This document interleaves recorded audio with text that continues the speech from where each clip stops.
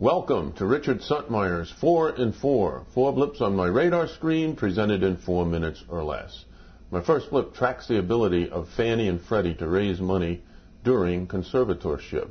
Before conservatorship, Freddie Mac sold $3 billion in new 2-year reference notes at 3.229, which is a relatively low rate, but was 97.5 basis points above the yield on the 2-year U.S. Treasury.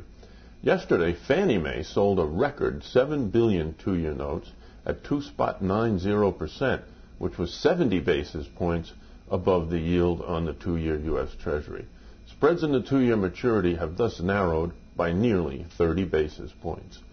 On Monday morning, in a knee-jerk reaction to conservatorship, the yield on the 2-year U.S. Treasury popped to 2.514% from 2.071% the Friday before.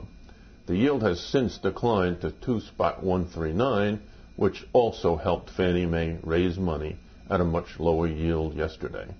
My second blip discusses the pending debate on what to do with Fannie and Freddie longer term. Back on May 7th on Fox Business Money for Breakfast, I made my case for the nationalization of Fannie Mae. My call was that all GSEs should be nationalized and regulated by the U.S. Treasury. I stated that the hidden line of credit with the U.S. government, the implied guarantee, would provide the reason for a bailout. This was more of a fearless prediction, not that it should be done. Most analysts now say that the term implied has been replaced by the full faith and credit of the United States government. I'm not so sure that this permanent nationalization is assured by conservatorship.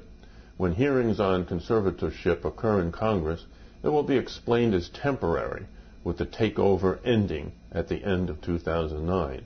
This explains why spreads are not even tighter for GSE debt and mortgages.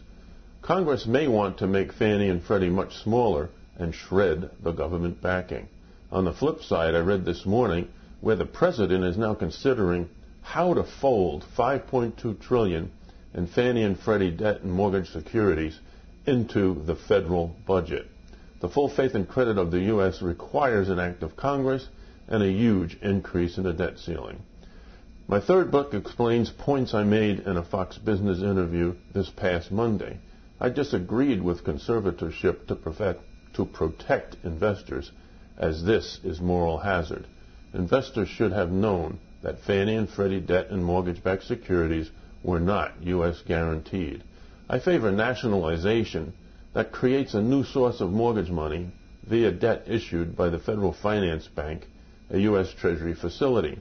Mortgages should be pooled by Ginnie Mae, another existing U.S. government entity that guarantees the timely monthly payments of principal and interest to investors. My fourth blip discusses what regulators should do with Washington Mutual. With $353 billion in assets, WaMu, in my judgment, is too big to fail. The nation's largest savings and loan needs a lifeline, but a pending accounting rule change makes WaMu a less attractive acquisition.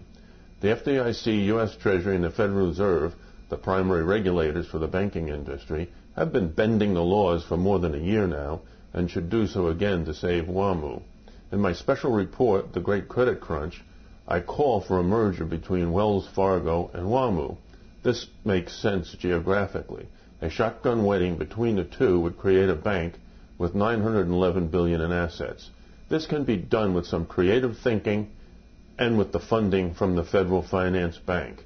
If you have any comments or questions, or want to order a copy of my special report covering the Great Credit Crunch, shoot me an email to gmcreports@aol.com.